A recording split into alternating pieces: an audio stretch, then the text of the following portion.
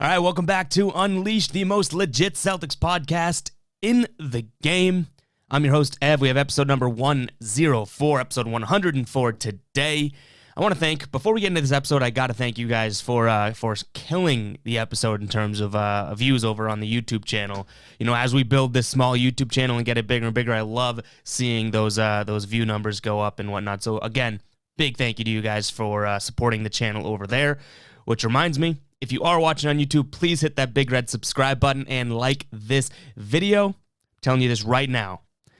If this video hits 25 likes, which we've done in the past, nothing crazy, once this video hits 25 likes, I'm going to be giving away $10 via Cash App. So all you have to do is like this video and then comment down below your Cash App username. And if this video, the minute it hits 25 likes, we're picking someone at random, and I'll be sending you guys the money. So there we go. A little incentive now to like the video, subscribe, and comment down below. But before we get into the episode, I got to tell you guys about Manscaped. Manscaped was nice enough to send me some products, the Lawnmower 3.0, the ball deodorant, the ball refresher, the ball toner, all that good stuff. It's awesome product. You know, I don't need to sit here and tell you how good it is. You guys got to try it for yourself. Head over to manscaped.com. Use the promo code UNL. It'll take 20% off your order and free shipping. I've had a few of you guys DM me after that saying like, okay, that's kind of crazy. Like, go over to manscaped.com.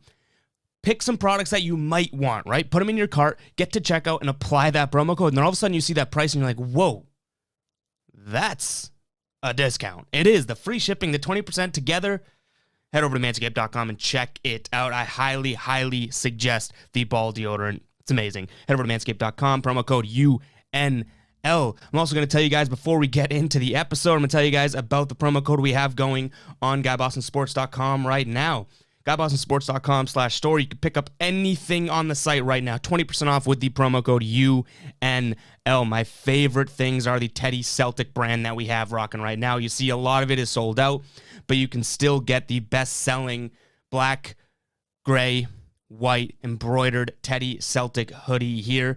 It's my favorite product we have right now. In fact, there's your boy modeling it. So head over to GuyBostonSports.com/store and use that promo code UNL, same as the Manscaped promo code, to take 20% off your order. Should we get into today's episode? Have I pushed enough stuff? I think so. Let's get into the episode. All right, so like last episode, we are doing the Boston Celtics player grades, report card, whatever you want to call it. If you missed the last episode, be sure to check out those guys. It was the first half of the roster that we did. Definitely had some criticisms, but also agreement on some of the grades that I gave out, so be sure to check that out on the channel. Today, we're going to be looking at Tristan Thompson, Daniel Theis, Marcus Smart, Tatum, Brown, Kemba, and a couple other guys here. So definitely going to be a good one. This has a lot more of the meat and potatoes of the roster that people will care about. So let's just start it off right away with Daniel Theis. Now, I've talked about Daniel Theis plenty on the Celtics Live postgame show that we do after every single Celtics game right here on YouTube. We've talked about him plenty, right? I say that, you know, Daniel Theis he's been given, you know, such a tall task these past couple years based on what he's needed to do and what's been asked of him, I guess I should say, right? I'm going to weigh that a little bit here, but I also have to be realistic in the sense of, and I've said it over and over again, Daniel Theis is nice, right? He's a nice player. Is he truly the starting five on a championship contender? I don't know. But again, it's a tricky grade. I'm going to give Daniel Theis a B because honestly, he's done what he needs to do, and I think that's the perfect, you know, example of a B. Daniel Theis has done exactly what he needs to do, but he's nowhere near A material. And B plus would signify, you know, he just needs to do a little bit more to get to an A minus, an A, and A plus. For me, it's not Daniel Theis. I've said over and over again, if Daniel Theis were to go and get traded or, you know, not re-sign with the Celtics and go to another team, we're forgetting about him in 2 seconds. And that's just the harsh truth. Like, I like Daniel Theis, the player. I think, you know, like I said, he has done what he needed to do, given such a tall task to be the center of this team the past couple of years. But I'm not going to go and over-exaggerate how good Daniel Theis has been for this team. He's been all right. Crucial, but all right. Like, if they had another player that was just like Daniel Theis, he'd fit right in and he'd get a B as well. So Daniel Theis has done his job, and that's why I'm giving him a B. I hope that makes sense, you know, because it's like a mix of he's definitely just done what you expect him to do, but I don't think Daniel Theis has really exceeded expectations. If anything, he's just held the Celtics above water and able to tread water with them. And again, I give him the credit because it is a tall task. He's, undersized at the big man position, but now for 2 years in a row, he's really been relied on as that big man. So I give him all the credit in the world. It's just a matter of, how much honest contribution can we say he's made. Nothing above B in my mind. And I got to preface too, before we get into the next player, reminder, all of these player grades are in their own vacuum, in their own player bubble. So if I give some player an A, right, and then Daniel Theis a B here, that A has no impact on in terms of like the spectrum that we're working off of here. No. I'm looking at the player and weighing all variables and grading him. I'm not taking into account what a like player got. And, because player X got a B minus, Daniel Theis is a slightly better, he has to be a B. No, it's not that. It's more or less everyone's unique formula in terms of how we're grading this. Just like in school, back in school, right? The teacher wouldn't grade you during the class based on, just because the smartest person got this grade, now your grade is impacted by that. No. You had your own grade, you had your own assignments, you got your own grades on the assignments. So I had to say that just because I know that that's a comment. I can picture it already. But all right, let's get into Tristan Thompson. Tristan Thompson, 34 games this year, 8 points, 8 rebounds. Like he's done his job.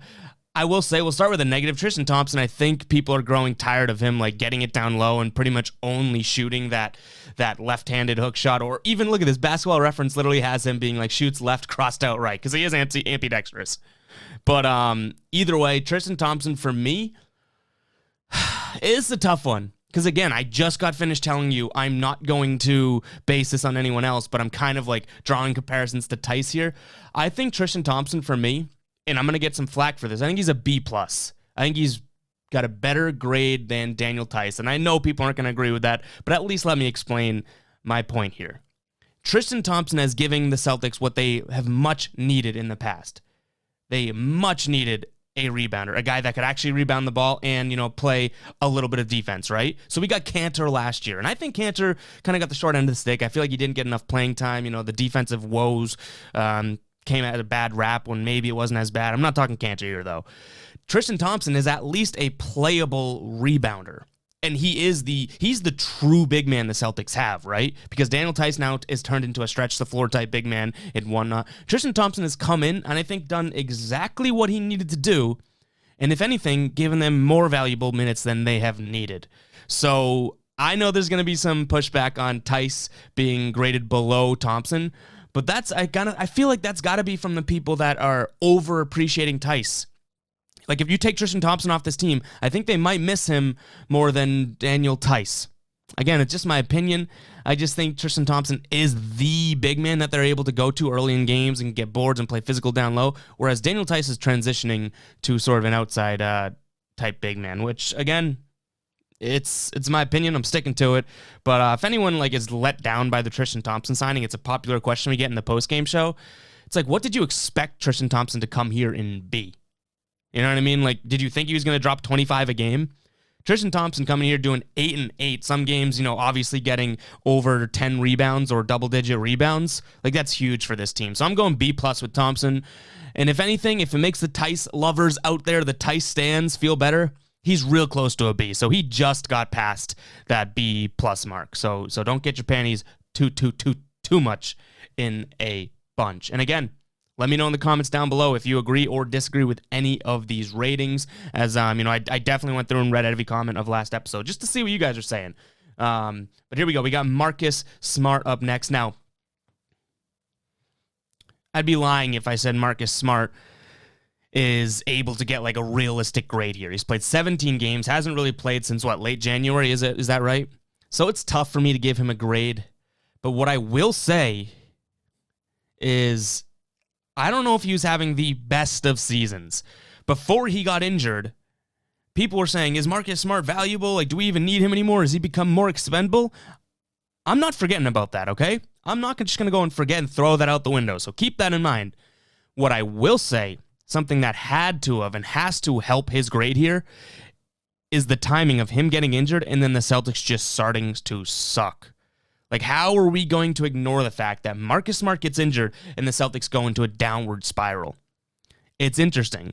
So Marcus Smart, for me, he's the type of guy that I would love to sit here and give give an A- or anything like that, even a B+ saying you're close, but I can't do that with Marcus Smart. He's been injured for so many games. Even before that, I think he kind of lost his juice on the team. But I can't put him at B- because then he's just not near a C player. He's shown how important he is to this team without being on the court. I think I got to go Marcus Smart B. And that's tough because I really think he's the heart and soul of this team. And it's always like Marcus Smart deserves the recognition over what the actual, recognition that he gets is. And giving him a B just isn't doing that. But I don't think you miss more games this year. I don't think he can miss this many games and me give him anything beyond a B. If anything, I'm being generous with the B here for Marcus Smart. So definitely let me know what you guys think. I want to know that one specifically. What do we think of Marcus Smart? Because that's a tricky one. It is. I had trouble going back and forth with that. All right, so far we had Theis with a B, Thompson with a B+, and Marcus Smart with a B. Now let's get into, like I said, some of the meat and potatoes here. We have Jaylen Brown. Jaylen Brown, 33 games played, 25 points, 6 rebounds, 4 assists, 50, 40, 77 in terms of percentages. Jaylen Brown, for me, he's going to be the first one in terms of what we expected, in terms of what he's able to achieve, in terms of his nightly contribution. Jaylen Brown, first guy we're dishing out the A+ to. Now, I know there's been some games where Jaylen Brown disappeared. He's had some off nights. But if you ever told me that Jaylen Brown was going to average 26, 6, and 4 in the first half of the season, we're not talking, when he started off hot. We're not talking the first, 5 games of the year, Jaylen's off to a hot start. This is consistency. This is consistency over 33 games, 25, 6, and 4. Jaylen Brown, A+, and I don't care if anyone's going to come in here in the comment section and say that that's not the case. He's an all-star this year. He deserves the recognition, and giving him an A+ is the definition of giving that recognition. Think about this team without Jaylen Brown, okay? And we're going to talk Tatum and Kemba as well. But any of the nights where Tatum doesn't go off or Kemba doesn't go off, if they didn't have Jaylen Brown in multiple of these wins that they have, it'd be a loss. But the fact that Jaylen Brown, in some cases, has gone for 25+ or, even just 20+ in nights where they needed scoring, that's a guy that all of a sudden has turned into your consistent number 2 scorer that people booed on draft night. So shout out to Jaylen Brown for getting the job done for sure. Well-deserved all-star. Next up, we're going to just talk about Taco Fall. We're going to go Romeo Langford, and we're going to go Tremont Waters, because these are the last 3 that we have to get. We talked about Javonte, Carson, and who else did we talk about last episode? Javonte and Carson. But we're gonna put Romeo, Taco, and Tremont all in the same boat. Those guys, D's for me. All D, really. Taco Fall, maybe D-. He doesn't do anything. Tremont Waters, D-. And Romeo holding the hope alive, D. So I don't even care to talk about those guys. They are not crucial parts of this team as of right now, as of the All-Star break. But I'd be, not doing my due diligence to give you a grade for every player in the team. So we'll go D, and then, or D-, D-, and then at least Romeo gets the D. Don't like saying that out loud. And I'm battling. I don't know if you guys could see it. I'm battling something in my eye right now. We're going to keep going, though. All right, we have Jayson Tatum up next. Jayson Tatum's going to get an A for me right off the bat. A+, I would have given if it wasn't anything near expectations. But 25, 7, and 4.5, this is where I want Jayson Tatum. He's checking all the boxes. He's doing his thing. So I'm giving Jayson Tatum an A. It's not to say, oh my God, Jaylen got an A+. Tatum has better stats. Why isn't he an A+? No.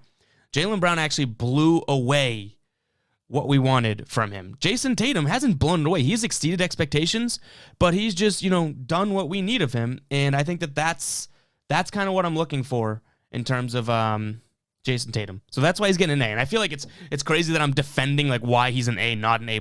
Guys, we're talking our 2 young superstars, 22 and 20, or 23, 24 years old. A and A+. I think we're chilling, all right? All right, here we go. Last one, we have Kemba Walker. Kemba Walker, 20 games played this year. He's going to fall similar in terms of victim to Marcus Smart here, just because he hasn't played many games, but he's averaging 19 points, 4 boards, and 5 assists. I think Kemba Walker has been more, underratedly consistent than people think. I think he's actually been fairly consistent. He's had more good games than bad games, but unfortunately, I've heard out, and I can understand the inconsistency woes. Just because I think he's been more consistent than inconsistent doesn't mean there's zero inconsistency out there. So I'm looking for Kemba Walker to be a little bit better to bump him into the A range. So I'm going to go B+ for Kemba Walker. I think he's been crucial, and I mean crucial, in some of these wins. But again, for me to sit there and give him an A- or an A or an A+, I would just be a Kemba Walker you-know-what rider if that's the case, because he has underwhelmed to an extent, I should say. So Kemba Walker's got the B+ for me. That's going to wrap up these player grades. So this time we did it in just 2 episodes, 2 short episodes. The one feedback piece that I got last year was, we love the player grade series, right? But it took forever. 3 episodes, or maybe 4 episodes, I don't remember. 4 episodes long.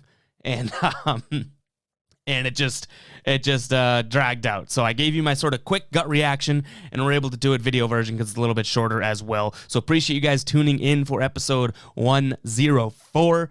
And again, we got that giveaway going on in the comments down below, so make sure to drop your Cash App tag, and then like this video. Once it gets to 25 likes, we will action that.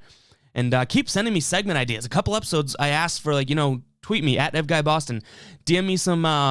DM me or tweet me some segment ideas, and we got a couple good ones. You got Starting 5, so shout out to my guy Joe who DM'd me that. Starting 5 is going to be featured on the next episode. It's pretty much like pick your starting 5 based on blank category. I think we're doing cartoon characters first, so we're going to test that out and build a basketball starting 5 out of that type of thing. And we have guests on. We can do drafts and whatnot. It's going to be real cool. But in terms of today's episode, that's Ev signing off. Thank you guys very much for tuning in. Most legit Celtics podcast in the world.